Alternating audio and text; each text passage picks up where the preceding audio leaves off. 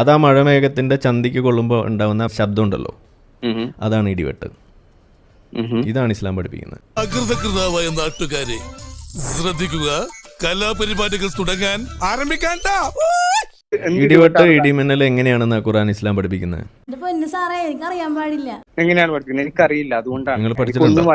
ഇല്ല, ഞാൻ പഠിച്ചിട്ടില്ല.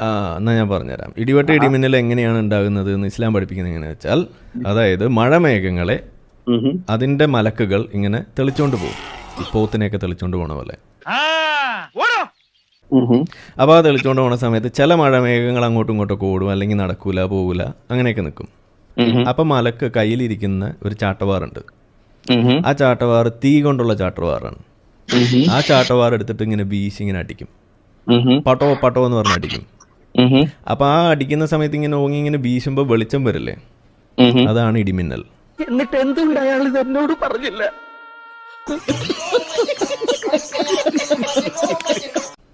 അങ്ങനെയാണോ ഖുർആൻ പറഞ്ഞത്? അത് ആ മഴമേഘത്തിന്റെ ചന്തിക്ക് കൊള്ളുമ്പോ ഉണ്ടാവുന്ന ഒച്ചയുണ്ട്. അപ്പൊ സമാസമം. ഇപ്പൊ എനക്ക് കിഡ്നി പോച്ച്, ഉനക്ക് കുണ്ടി പോച്ച്. ഒന്നുമേ ഇല്ലേ ഒന്നുമേ ഇല്ലേ. എന്നടാ ഇത്? അല്ല, ഞാൻ വീണ്ടും നിങ്ങൾ സ്കൂളിൽ എത്ര വരെ പഠിച്ചു? ഞാൻ എഞ്ചിനീയറിംഗ് കഴിഞ്ഞതാ. എഞ്ചിനീയറിംഗ് കഴിഞ്ഞ ഏതാണ് എഞ്ചിനീയറിംഗ് വിഭാഗം? Electronics and communication. Wow, wonderful. So define what is lightning. Lightning എന്ന് പറയുന്നത് ഡിഫറെന്റ് ലേയേഴ്സിൽ തമ്മിലുണ്ടാകുന്ന പോസിറ്റീവ് നെഗറ്റീവ് ചാർജസിന്റെ ആ ഒരു ഡിഫറൻസിനെ, അതെ, അത് കുറെ ഡെപ്തിലേക്ക് കൊണ്ട് അതായത് ഇംബാലൻസിന്റെ ആ ഒരു ബാലൻസിൽ ക്രിയേറ്റ് ചെയ്യാൻ വേണ്ടിയിട്ടാണ് ലൈറ്റ്നിങ് ക്രിയേറ്റ് ചെയ്യുന്നത്. Lightning occurs when electron discharge happens between two. Yeah. അപ്പോൾ ആ സമയത്ത് ഉണ്ടാകുന്ന വെളിച്ചമാണ് ഇടിമിന്നൽ. ആ പാസ് ചെയ്യുന്ന സമയത്ത് ഉണ്ടാകുന്ന ശബ്ദമാണ് ഇടിവെട്ട്. ഇതല്ലേ നമുക്ക് മനസ്സിലാവുന്നത്? 100% ഞാൻ യോജിക്കുന്നു. അതായത് നിങ്ങൾ എഞ്ചിനീയറിംഗിൽ പഠിച്ചതാണോ നിങ്ങൾ വിശ്വസിക്കുന്നത്, അതോ ഈ മേഘത്തിന്റെ മൂട്ടിലടിക്കുന്ന കഥയാണോ നിങ്ങൾ വിശ്വസിക്കുന്നത്? അല്ല, ഞാൻ എഞ്ചിനീയറിംഗിൽ എന്ത് പഠിച്ചു എന്നതിന് ഇന്നേ വരെ തെറ്റായിട്ട് എനിക്കൊന്നും കാണാൻ പറ്റിയിട്ടില്ല. അതാണ്. അപ്പം അത് ശരിയാ, അത് ശരിയാ. ഖുർആനിലുള്ളതിന് തെറ്റായിട്ട് കാണാൻ കഴിഞ്ഞല്ലോ? ഇല്ല, കാണാൻ പറ്റുന്നില്ല. ഇപ്പോഴും നിങ്ങൾ കാണുന്നുണ്ടോ?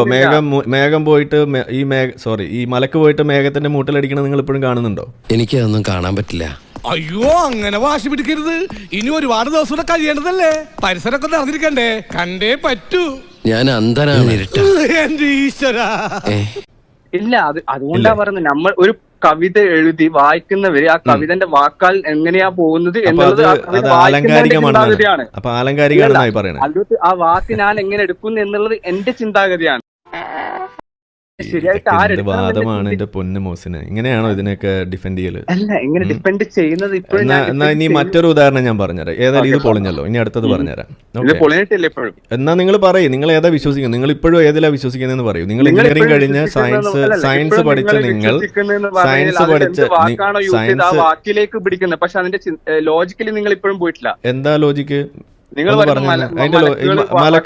മലക്കുകള് മേഘത്തിന്റെ മൂട്ടിലടിക്കുമ്പോൾ ഉണ്ടാവുന്ന ലോജിക്ക് എന്താ ഒന്ന് പറഞ്ഞുതരൂ, ഒന്ന് പഠിപ്പിച്ചു തരൂ പ്ലീസ്.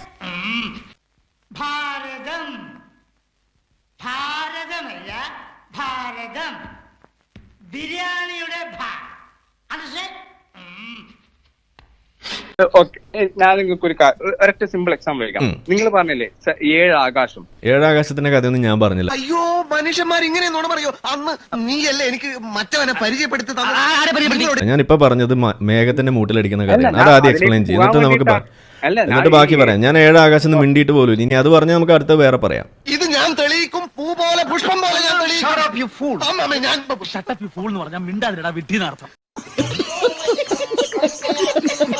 ആദ്യം മൂട്ടിലടിച്ച കഥ പറയും.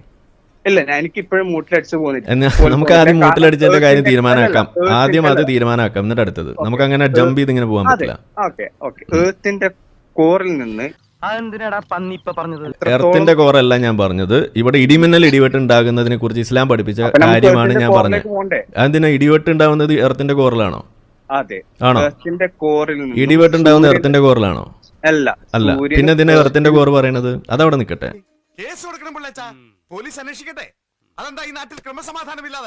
ആദ്യം മേഘത്തിന്റെ കഥ പറയൂ.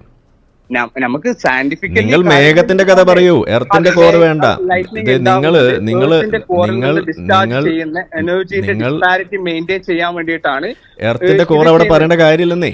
അതപ്പൊ നിങ്ങൾക്ക് ലൈറ്റ്നിങ്ങിന്റെ സയന്റിഫിക് ഇത് പറയണ്ടേ? നീ ഒന്നും പണയണ്ട. എർത്തിന്റെ കോർ പറയേണ്ട കാര്യമില്ലെന്നേ അവിടെ.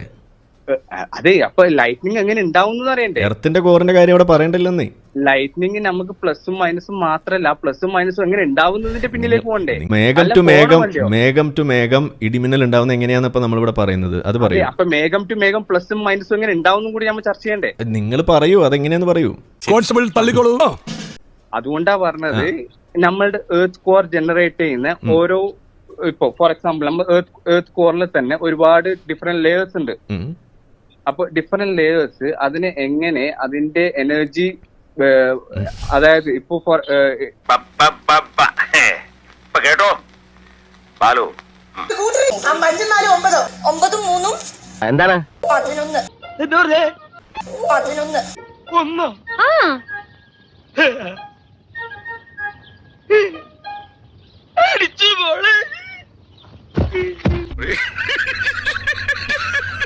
ഒരു എനർജിയും നമുക്ക് അവിടെ തന്നെ കീപ്പ് ചെയ്യാൻ പറ്റില്ല. പക്ഷെ അതിനെങ്ങനെ ഡിസിപ്പേറ്റ് ചെയ്യുന്നു, ആ ഡിസിപ്പേഷന്റെ ഡിഫറെന്റ് ലേയേഴ്സ് ആണ് നമ്മൾ ഈ പറയുന്ന പ്ലസും മൈനസും. ഓക്കെ, ആ പ്ലസും മൈനസിന് വീണ്ടും നമ്മൾ എങ്ങനെ ഇത് പറഞ്ഞു അതിനെങ്ങനെ ബാലൻസ് ചെയ്യുന്നു, അതിൽ നിന്നാണ് ഈ ലൈറ്റ്നിങ് ക്രിയേറ്റ് ചെയ്യുന്നത്. എന്തോന്നാടോ ഇത്, എവിടെ നിന്ന് കിട്ടിയോടോ ഈ ഉണ്ടാക്കണേ? അപ്പോ അടുത്ത ചോദ്യം ചോദിച്ചു കഴിഞ്ഞാൽ എർത്തിന്റെ കോറിന് എങ്ങനെയാന്ന്, അതിന്റെ സണ്ണ്, നമ്മള് എർത്ത് എങ്ങനെ ഉണ്ടായി, സണ്ണ് എങ്ങനെ ഉണ്ടായി, എല്ലാത്തിനും. അപ്പൊ അതിലേക്ക് ഇവിടെ എവിടെയാണ് മേഘത്തിന്റെ മൂട്ടിലടി വരുന്നതെന്ന് പറയാദ്യം. മൂട്ടിൽ ഇതുവരെ അടി വന്നിട്ടില്ലല്ലോ. അത് പറയേ, അതാണല്ലോ നമ്മുടെ വിഷയം. വന്നിട്ടില്ല, അത് നിങ്ങളാ പറയാ, ഞാൻ പറഞ്ഞില്ല. ഇത് ഖുറാനുള്ള കാര്യമാണ് ഞാൻ പറഞ്ഞത്. അപ്പൊ നമ്മൾ അന്നേരം ആ എടുത്ത വാക്കിന്റെ തെറ്റിദ്ധാരണ അല്ലേ നമ്മളിപ്പോ തെറ്റിദ്ധാരണ ഉണ്ടാക്കിയത് ആരാ? ഞാനാണോ? ഞാനല്ല, അത് അല്ലാഹു അല്ലേ? എന്നുള്ള രീതിയിലാണ് തെറ്റിദ്ധാരണ. അത് അല്ലാഹു അല്ലേ എഴുതി വെച്ചത്, ഞാനാണോ? അല്ല, അതുകൊണ്ട് ഞാൻ പറഞ്ഞു നമ്മൾ ആ വാക്കിന് എങ്ങനെ എടുത്തു എന്നുള്ളതാണ്. നിങ്ങൾ എങ്ങനെ എടുക്കണേന്ന് പറയും. മൂട്ടിൽ അടിച്ചു എന്ന് പറഞ്ഞ എന്താണ് അതിന്റെ അർത്ഥം? അപ്പൊ മേഘത്തിന് മൂടുണ്ടോ? മേഘത്തിന് മൂടുണ്ടോ? നല്ല മൂടല്ലേ? ഇല്ല ഇല്ല. പിന്നെ എങ്ങനെയാ മൂട്ടിലടിക്കല്?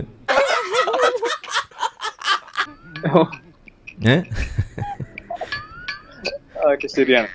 ശരിയാണെന്ന്? എന്ത് ശരിയാണെന്ന്? എന്റെ പൊന്നു കോയ, ഒന്നില്ല എഞ്ചിനീയറിംഗ് ഒക്കെ പഠിച്ചല്ലോ, ഈ ഉരുളൽ ഈ വെളുപ്പിക്കലൊക്കെ ഒന്ന് മാറ്റി വെച്ചൂടെ? നാണുണ്ടോ? അജ്ജേ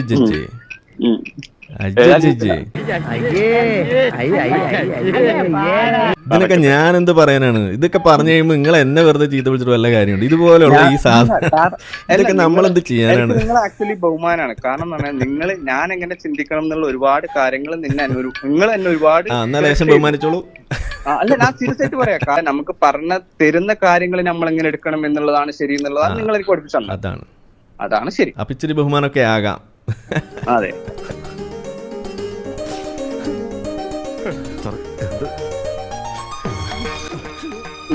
ബഹുമാനക്കുറവ് എനിക്ക് ആരോടും ഇല്ല. എന്നെക്കാളും നോളജ് ഉണ്ടെങ്കിൽ എന്നെക്കാൾ നോളജ് ഇയാൾക്കാണ്, ഞാനങ്ങ് സമ്മതിച്ചിരുന്നു. ഇവൻ ഇന്നു മുതൽ എന്റെ ഫ്രണ്ടാ. നിങ്ങളുടെ